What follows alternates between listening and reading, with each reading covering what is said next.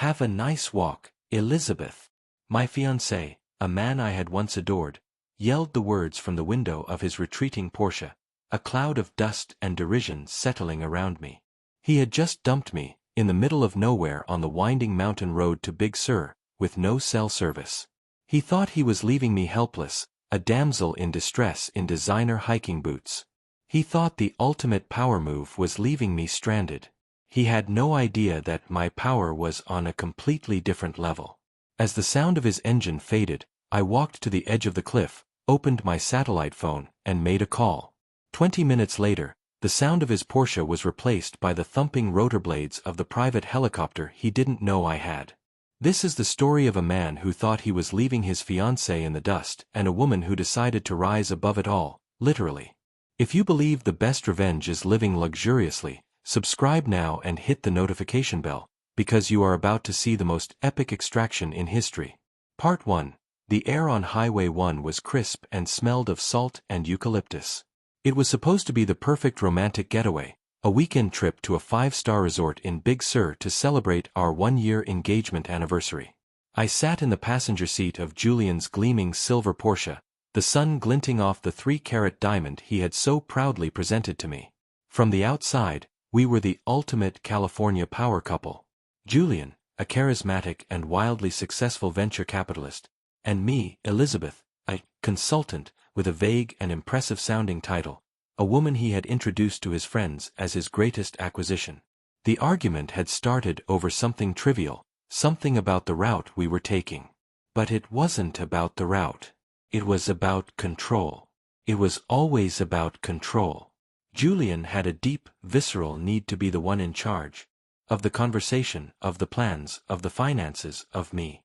For a year, I had played the part he had cast me in. The beautiful, intelligent, but ultimately compliant partner. I had let him believe he was the sun around which my world revolved. But in recent months, his need for control had begun to curdle into a dark, possessive jealousy. He resented my opinions, my friendships, my quiet, unstated independence. "You always have to challenge me, don't you?" he spat, his hands gripping the steering wheel. "You can never just relax and let me handle things." I refused to back down this time. My voice was calm, but firm. "I just suggested a more scenic route, Julian. It's not a challenge." My calmness only enraged him more. He suddenly swerved, pulling the car onto a dusty turnout, overlooking a sheer cliff that dropped hundreds of feet to the churning Pacific below. He killed the engine. The sudden silence was deafening. "I can't do this anymore," he said, his voice flat and cold. "I need a partner, not a competitor." He got out of the car, walked around to my side, and opened the door. "Get out," he said. I stared at him, my mind struggling to process the sheer, theatrical cruelty of the moment. "What are you talking about?" I asked. "Get out of the car, Elizabeth," he repeated, his voice dangerously low. "The engagement is off. We're done." He reached for my hand, not gently, but with a cold purpose, and tried to pull the ring from my finger. I snatched my hand back. "I'll take that," he said. It was an investment, after all. Stunned into silence, I got out of the car. He slammed the door, got back in, and started the engine. "Have a nice walk, Elizabeth," he yelled through the open window, the words laced with a triumphant, cruel venom. And then he was gone, leaving me alone on the side of a deserted highway, with the ocean wind whipping my hair across my face and a profound, Arctic calm settling where my heart used to be. He thought he had just stripped me of everything. He had no idea he had just set me free. Will this heartless act of abandonment lead to a shocking karmic reckoning? This story of a hidden power is just getting started. If you're hooked by this story of karma, subscribe now so you don't miss the next chapter. Part 2. Julian existed at the apex of the Silicon Valley food chain. He was a kingmaker, a man whose investments could turn a garage startup into a billion-dollar unicorn overnight. His world, and the one he had tried to pull me into, was one of performative success and ruthless competition.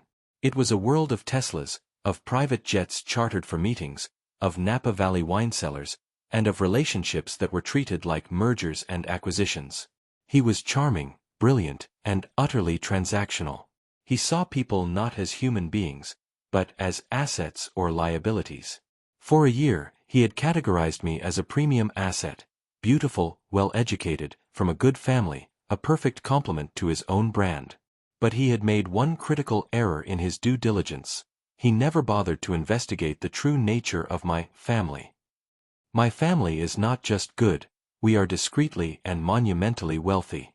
My father, now retired, was the founder of a global logistics empire, a quiet, unglamorous business that had made him one of the richest men in the world.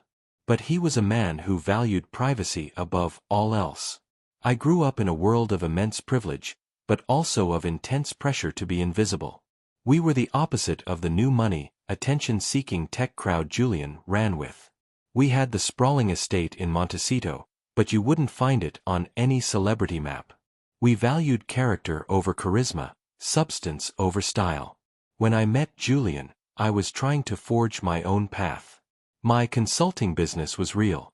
I helped nonprofits and art foundations structure their endowments. It was meaningful work that was entirely my own.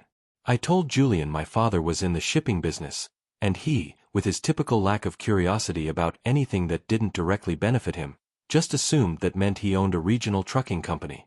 I let him believe it. I was tired of men who were interested in my trust fund, not in me. I wanted to be loved for who I was. I see now that Julian was never capable of that. He didn't love me, he loved the idea of me, the asset he thought he could control. He had no concept of a woman who could be his financial equal, let alone his superior by a factor of 1,000. What is this hidden power that could change everything? Part 3. As the dust from Julian's Porsche settled, I stood for a moment, breathing in the clean, salt-laced air. There was no panic, no fear, just a profound and chilling sense of clarity. The entire year-long engagement had been a performance, and the final act had just concluded. I was not a woman stranded. I was a woman released. The conflict, as I saw it, was not about getting revenge.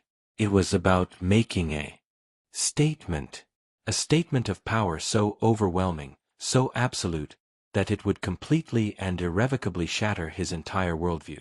The first obstacle was a practical one. I was, in fact, in a cellular dead zone. My iPhone was useless. This, I knew, was part of Julian's cruel calculation. He imagined me hiking for miles, arriving tear-streaked and humiliated at some remote gas station. He underestimated my resources. I reached into my designer handbag, past the lipstick and the wallet, and pulled out the slim, discreet Iridium satellite phone my father insisted I carry on all trips. "You never know when you'll need to call for a ride, pumpkin," he'd always said. I dialed a number from memory, the direct line to my family's chief of security, a calm and capable ex-SAS officer named Arthur. "Arthur," I said, my voice even. "I have a situation. I'm on Highway 1, about 10 miles south of Bixby Bridge. I need an extraction. And Arthur," I added, a new, hard edge to my voice, "I want the Bell 429. The big one." The Bell 429 was our family's top-of-the-line executive helicopter, a sleek, powerful machine that looked like something out of a spy movie. It was overkill. It was perfect. "ETA is 20 minutes, Ms. Davenport," he replied, without a flicker of surprise. This was my world. This was the reality Julian had never even conceived of. The conflict was not about my survival. It was about the theatricality of my vengeance. Will a secret from the past turn the tables? Part 4. While I waited, I tended to a small but significant subplot, the ring. It was a flawless, 3-carat diamond, a gaudy symbol of his investment in me. I twisted it off my finger. It felt strangely light. The ticking clock of this drama was the time it would take for Julian to get to the resort, check in, and begin the process of canceling our reservations and congratulating himself on his decisive cruelty. I wanted my response to be swift, to intercept his moment of triumph and turn it into one of utter humiliation. A complexity arose in the form of a car pulling over. It was a young couple, tourists, their faces etched with concern. "Are you okay, miss? Do you need a ride?" they asked. The old me, the woman who valued privacy and discretion, would have accepted. But the new me, the woman who was about to have a helicopter land on the side of a public highway, saw them as an audience. "That's so kind of you," I said with a warm, reassuring smile. "But my ride is almost here." They looked at me, then at the empty winding road, their expressions a mixture of confusion and concern. I just smiled. I walked to the edge of the cliff, the diamond ring cold in my palm. I thought about what it represented, a year of being underestimated, of being molded and managed. It was a beautiful cage. I pulled my arm back, and with a flick of my wrist, I threw the ring into the sky. It caught the afternoon sun, a tiny, brilliant star, before disappearing into the vast, churning expanse of the Pacific Ocean hundreds of feet below. It wasn't an act of anger. It was an act of liberation. A multi-$100,000 subplot, resolved with a single, satisfying splash. But will the next event shock everyone? Part 5. The young couple in the car were still there, watching me with a kind of fascinated horror, probably convinced they were witnessing a woman having a very chic, very expensive mental breakdown. Then, we all heard it. A low, rhythmic thumping sound, barely audible at first over the roar of the ocean, but growing steadily louder. It was the sound of my vengeance approaching. The Bell 429 helicopter, a machine of stunning, predatory beauty, appeared over the headland, its black paint gleaming in the California sun. It didn't land on the road. The pilot, a man I knew simply as Marcus, was a master. He brought the chopper to a perfect, stationary hover about 15 feet above the turnout, the downdraft whipping my hair and clothes into a frenzy. The side door slid open, and a small, retractable ladder was lowered. It was a maneuver straight out of a blockbuster movie. The young couple's jaws were on the floor of their rental car. This was the turning point. This was the moment the narrative of the poor, stranded woman was replaced by something far more powerful and incomprehensible. I calmly picked up my handbag, gave the stunned couple a final polite smile, and walked towards the hovering machine. I climbed the ladder with a practiced ease. My father had insisted on emergency preparedness drills since I was a teenager, and strapped myself into one of the plush leather seats. "Afternoon, Marcus," I said over the headset. "Good to go," he replied, his voice calm. As the helicopter banked sharply out over the ocean, rising high above the iconic coastline, I looked down. I could see the tiny ribbon of Highway 1, the microscopic dot of the couple's car, and somewhere, far ahead, the insignificant speck of Julian's Porsche, driving towards a resort he would never reach. I picked up the satellite phone again. I dialed the front desk of the five-star hotel where we were supposed to be staying. I knew the manager by name. "Michael," I said, "it's Elizabeth Davenport. I'm afraid my plans have changed. Please cancel my reservation. And I do mean my reservation. The entire Davenport suite for the weekend. The one Julian Miller's assistant booked? It was on my personal account. Yes. Please cancel it immediately. How will this shocking secret change their lives forever? This incredible twist has you hooked? Subscribe now for more stories of delicious karma." Part 6. Julian, as I later pieced together, arrived at the ridiculously exclusive resort, all swagger and self-satisfaction. He handed his keys to the valet and strode into the lobby, ready to inform the front desk that his fiancée would not be joining him. He was preempted. "Good afternoon, Mr. Miller," the manager said, his face a mask of polite, professional regret. "I'm afraid we've just been informed that Ms. Davenport has cancelled her reservation. The Davenport suite is no longer available." The immediate consequence for Julian was a public and deeply confusing humiliation. The Davenport suite, as he knew, was the hotel's most opulent accommodation, a place that was booked months, if not years, in advance. His acquisition had just cancelled a reservation he could not have gotten on his own. His reaction was one of sputtering disbelief. "That's impossible," he had apparently insisted. "There must be a mistake." The repercussions began to cascade. As he stood there, arguing with the manager, his phone buzzed. It was an alert from his bank. The multi-million-dollar angel investment he had just secured for a hot new tech startup, the one that had made him the toast of Silicon Valley, had been abruptly and inexplicably withdrawn. The anonymous lead investor had pulled out. Julian's entire world, the one built on his reputation as a man who could close any deal, began to crumble in the lobby of a luxury hotel. He had no idea that the two events were connected. He had no idea that the anonymous investor was a subsidiary of my father's holding company, a little get-to-know-you investment my father had made as a favor to me, to see what this man my daughter was dating was really made of. Will they overcome this new challenge? Part 7. My helicopter didn't take me home. It took me to our family's private hangar at the Santa Barbara airport, where our jet was waiting. The challenge for me was not about escaping a difficult situation, but about deciding what to do with my newfound freedom. For a year, I had shrunk myself, dimming my own light to make Julian feel brighter. Now, the lights were on, and they were blinding. My growth was in the immediate and decisive reclamation of my own life. As the jet climbed to 40,000 feet, I didn't cry or rage. I got to work. I called my father. "It's over, Dad," I said. He showed his true colors. My father didn't ask for details. He just said, "I've already initiated the withdrawal from that ridiculous app company. What's your next move?" My transformation was from a woman who consulted for non-profits to a global power player. "I'm going to Paris," I said. "I want to take a more active role in the Foundation's European Arts Endowment." It was a position my father had been offering me for years, a role of immense power and responsibility in a world I loved, a role I had turned down to stay in California with Julian. My vengeance was not just about punishing him, it was about embracing the incredible life I had put on hold for him. By the time the jet landed in Paris, I was no longer Julian's discarded fiancée.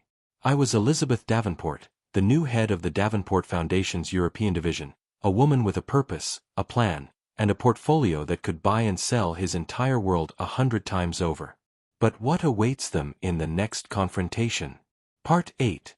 The final confrontation, I decided, would not be a phone call or a letter. It would be a quiet, devastatingly elegant demonstration of my new reality. 2 weeks later, the most important event on the Silicon Valley calendar was the annual Innovators Gala, a massively publicized charity event. It was the ultimate CNBC event for the tech elite. Julian, despite his recent financial catastrophe, would be there. His ego would not allow him to miss it. He would be there, trying to network, trying to stop the bleeding, trying to spin a story about his deal falling through. I prepared for my return to California. I would not be attending as a guest. The Davenport Foundation, as it did every year, was one of the event's primary sponsors. This year, however, I had informed the event organizers that a senior representative of the foundation would be attending in person, and would be making a special announcement. The tension was not in a fight. It was in the staging of a perfect, public reveal. I was not coming back to confront my ex-fiancé.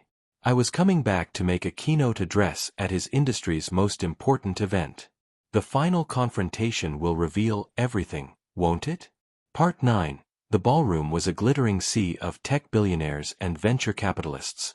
I saw Julian across the room. He was holding a glass of champagne, a strained, desperate smile plastered on his face as he tried to engage a group of investors who were clearly giving him the cold shoulder. The news of his collapsed deal had spread. He was a pariah. Then, the host of the evening took the stage. "And now," he announced, "it is my great honor to introduce a very special guest. 4 years, the Davenport Foundation has been a bedrock of support for our community, and tonight, we are thrilled to welcome the new head of their global arts and education initiatives. Please welcome Ms. Elizabeth Davenport." The climax was in the slow, dawning horror on Julian's face as I walked onto the stage. The name, Davenport. The same name as the suite he couldn't get. The same name as the foundation that sponsored this very event. He stared at me, his glass frozen halfway to his lips, as the entire, impossible, world-shattering truth crashed down on him. The woman he had left stranded on the side of a highway was not just a consultant. She was a Davenport. The Davenports. I walked to the podium and smiled, a warm, genuine smile, out at the sea of powerful faces. I didn't look at Julian. He was irrelevant. I spoke about the future of technology, about the importance of investing in arts education for the next generation of innovators. At the end of my speech, I made my announcement. The Davenport Foundation, I said, is proud to announce tonight a new $100 million grant to fund STEM education for underprivileged young women here in California. The room erupted in a standing ovation. My vengeance was not in his ruin. It was in my ascendance. It was in the simple, undeniable fact that while he was scrambling for his next million, I was giving away 100 of them. But how will this change their future? Part 10. I never spoke to Julian again. I didn't need to. His career in Silicon Valley was over. No one would invest with a man who had been so publicly and thoroughly revealed to be a fool, a man who had fumbled an alliance with one of the wealthiest and most influential families in the world.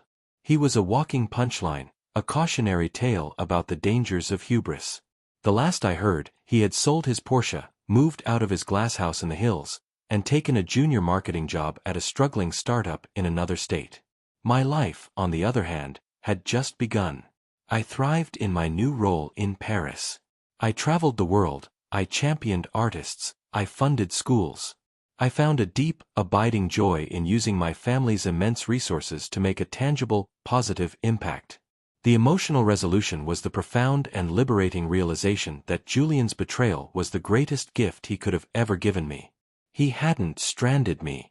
He had forced me to call a ride to my own, much better, life. A year later, I was at the opening of the first Davenport School for Girls in STEM, in East Los Angeles. A bright-eyed young girl came up to me and asked if she could really be an engineer one day. I knelt down and looked her in the eyes. "You can be anything you want," I told her. "You can own the whole company. You just have to believe you're the one in the driver's seat." My real legacy was not in my wealth, but in the power I could now give to others. Do you think karma ends here? Being underestimated can be a painful experience, but it can also be your greatest strategic advantage. This story is a powerful reminder to know your own worth, to own your power, and to never let anyone else define your limits. Sometimes, the best way to deal with someone leaving you in the dust is to simply fly over them. Have you ever had a moment of triumph that came from being underestimated? Share your story in the comments below. If this story of rising above it all resonated with you, please like and subscribe for more emotional tales of justice.